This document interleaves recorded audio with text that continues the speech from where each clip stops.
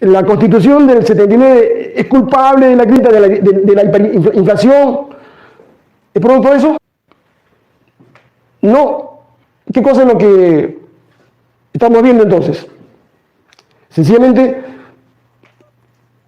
que la Constitución del año 79 no provocó, ¿no es cierto?, la hiperinflación, sino eso fue consecuencia de la mala política económica del gobierno de García.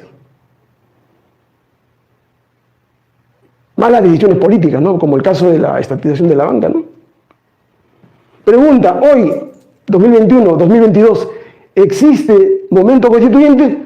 Evidentemente que no. Por eso que Cerrón, Bermejo, Bellido, Pedro Castillo están en la luna. No existe momento constituyente. No hay situación revolucionaria en el Perú. Porque esto leen la realidad al revés, ¿no? Porque no se dan cuenta que ellos son gobierno, ellos no están en la oposición. Ellos no están en la zona de reclamación de los oponentes, ellos están en la zona de poder, están en el balcón. Ellos tienen el poder, tienen el gobierno. Los que están abajo son la derecha, son el grupo de poder. Entonces, ¿cómo ellos van a generar un momento constituyente si ellos tienen el poder? La única forma sería dando un golpe de Estado, ¿no es cierto? ¿Un golpe de Estado a través de quién? A través del Jurado Nacional de Elecciones. Salvo que se produzca, ¿no es cierto?, una salida constituyente, ¿no? Y hay tres situaciones únicamente que se pueden dar en el Perú, ¿no? Y con esto termino esta parte de la exposición. Hay tres salidas. Para mí la salida más viable, ¿no es cierto?, es restaurar la Constitución del 79. ¿Por qué? Porque nos vamos a ahorrar 1.500 millones de soles, porque son tres procesos electorales que tenemos que implementar para una nueva Constitución. Pero eso no es lo más importante. Y podemos cambiar la Constitución, anular la Constitución de 93 en un solo día. No nos cuesta nada, el costo-beneficio es 0 soles. Pero lo más importante es que con la Constitución del 79 anularíamos en un día todo el modelo económico neoliberal y los contratos ley. Que para mí es lo más importante de esa Constitución. Porque la Constitución del año 93 copia casi el 90% de la Constitución del año 79. O sea, una copia, una mala copia. ¿Qué cosa es lo que cambia? Suprime 100 artículos de la Constitución del año 79, por eso que la Constitución del año 93 tiene 207 artículos. Y la Constitución del año 79 tenía 308 artículos, o 307 artículos. 307 artículos. Tenía 100 artículos más. ¿Por qué? Porque era mucho más promotora de los derechos fundamentales económicos, sociales y laborales de la población. Era mucho más garantista. ¿Qué cosa le interesó a los grupos económicos? Anular, ¿no es cierto?, la parte económica e introducir el modelo económico neoliberal en 10 artículos, del 61 al 68. Eso es lo que, esa es la madre del cordero. Nosotros, si restauramos la Constitución del 79, podríamos recuperar, ¿no es cierto?, las empresas públicas rentables, no las que están quebradas. Y estas empresas públicas, digamos, estaban funcionando, como Petroperú, como La Pantilla, como las mineras, como los puertos, pero fueron regaladas pues en un gran negociado. Ese fue el motivo del golpe del 5 de abril, así el más grande negociado. Con la restauración de la Carta del 79 podríamos nosotros devolver al Poder Judicial peruano la posibilidad de resolver los conflictos de empresas. Y ya no esto se vaya al CIADI. Porque el CIADI, ¿qué cosa es? Es una corte de justicia arbitral, digamos, manejada por el Fondo Monetario y el Banco Mundial y los grandes banqueros. ¿Quién manda en el CIADI? Manda pues el que tiene más acciones. ¿Quién tiene más acciones? Estados Unidos, pues. Y el gobierno de Estados Unidos jamás va a fallar contra sus empresas, pues. Lo estamos viendo en el caso de Rusia, ¿no? Ahora bien, restaurar la Constitución del 79, ya anular el modelo económico neoliberal, si el pueblo lo pide, se reforma esa carta o se convoca a una asamblea constituyente. Ya, esa es una salida racional, ¿no es cierto?, y la más adecuada a los intereses del Perú. Pregunta,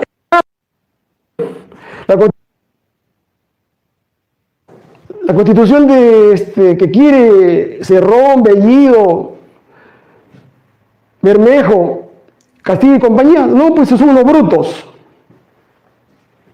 ¿Ya? Son gente que no tiene el mínimo sentido de lo que es la política. ¿Por qué? Porque si ellos convocan a una asamblea constituyente, antes de restaurar la Carta del 79, estarían convalidando, ¿no es cierto? Uno, el autogolpe del 5 de abril del año 92, que fue un delito de rebelión. O sea, estarían dándole impunidad a Fujimori. Sería un legicidio, ¿no es cierto? Segundo, convalidarían todos los contratos ley, son más de 1.200 contratos ley, que se ha firmado al amparo de esa Constitución.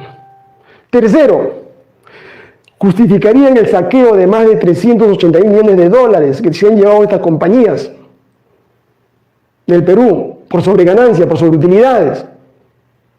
No han pagado impuestos, ¿no es cierto? Utilizando el control que tienen sobre el Banco Central de Reserva.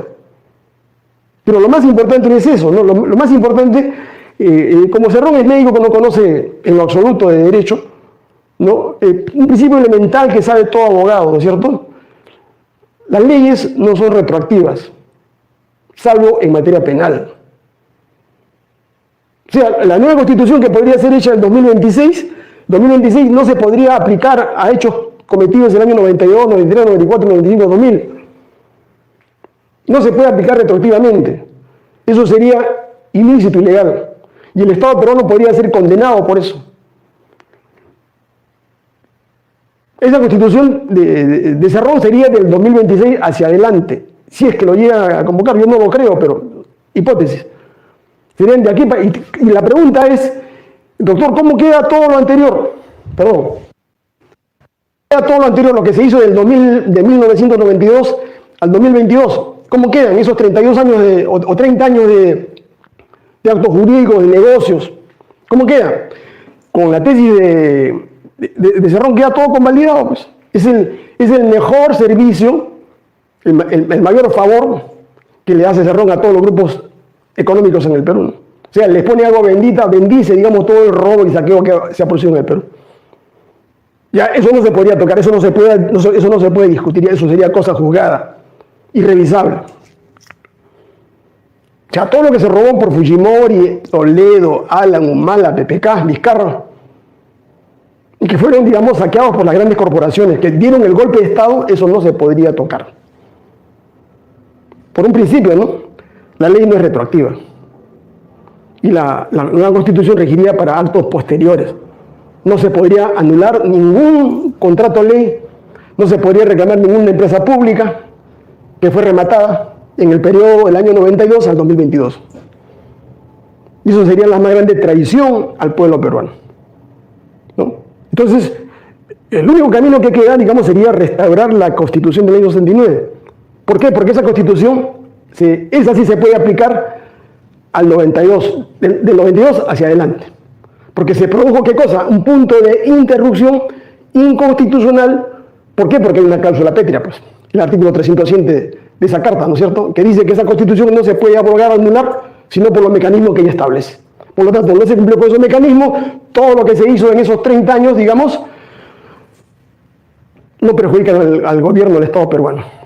Y la empresa que contrató en esos 30 años, ellos sabían, los abogados sabían que esos contratos se hacían sobre barro, sobre arena, porque esa Constitución del 93 no les daba garantías jurídicas a ellos, porque había una Constitución anterior que había sido había sido dejada de lado de manera delincuencial. Y en el derecho, ¿no es cierto?, el delito no genera efectos jurídicos lícitos. Hay un artículo 100 del Código Penal que señala claramente, ¿no?, la nulidad de todos los actos, ¿no es cierto?, cometidos con posterioridad al delito. Entonces la situación está clara para cualquiera que tenga sentido común, ¿no? Una salida final, un acuerdo político negociado, que es el que en estos momentos se está buscando, eso sería una posibilidad, sí, siempre y cuando, digamos, se vaya a una nueva elección presidencial y parlamentaria, ¿no es cierto? Si es que no hay el acuerdo, Si es que la derecha quiere dar un golpe de Estado con la renuncia o destitución de Castillo, no hay acuerdo político, bueno, la ley de la selva. Nos regresamos al Estado hobbesiano, ¿no es cierto? De quién es el que tiene más fuerza para imponer su voluntad y su decisión política. ¿Ya? Y finalmente el referéndum directo, ¿no es cierto?, que pregonan Cerrón, Bermejo, Castillo, Bellido, ¿no es cierto? O sea, ellos creen, ¿no es cierto?, que se puede hacer un referéndum directo para una asamblea constituyente, ¿no es cierto? Eso podría darse si es que hay un acuerdo político de las fuerzas políticas en el Perú, como Chile. O el jurado de elecciones se presta un golpe de Estado, ¿no es cierto? O el presidente se presta un golpe de Estado. Entonces, ahí estarían en problemas ellos, ¿no? Y la última posibilidad, ¿no es cierto? Porque el poder constituyente es el poder supremo de una sociedad, si es que la mayoría social en el Perú, digamos, a través de paro, huelgas, movilizaciones de las fuerzas políticas y sociales, sindicatos, estudiantes, o sea, la mayoría del pueblo, exige un referéndum directo, entonces el gobierno no puede hacer nada, el Congreso no puede hacer nada. El hecho político puede más que la norma jurídica. El hecho político cambia, ¿no es cierto?, devora a la norma jurídica, y el hecho político, esta norma jurídica la deja sin efecto.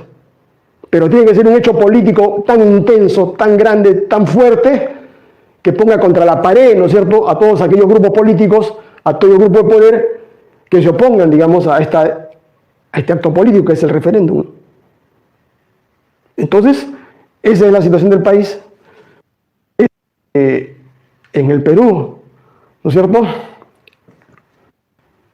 puede suceder en este año, si es que Castillo llega al 31 de diciembre, ¿no? Finalmente, las otras situaciones de que si una constituyente admite o no admite limitaciones, observaciones, etc., eso lo podríamos ver más adelante en una conversación directa. Bueno, hasta acá me parece que está claramente establecida, ¿no es cierto?, qué es un poder constituyente, sus orígenes, sus causas, su aparición, cómo ejecuta la reforma en un país y por qué en el Perú es viable o no es viable.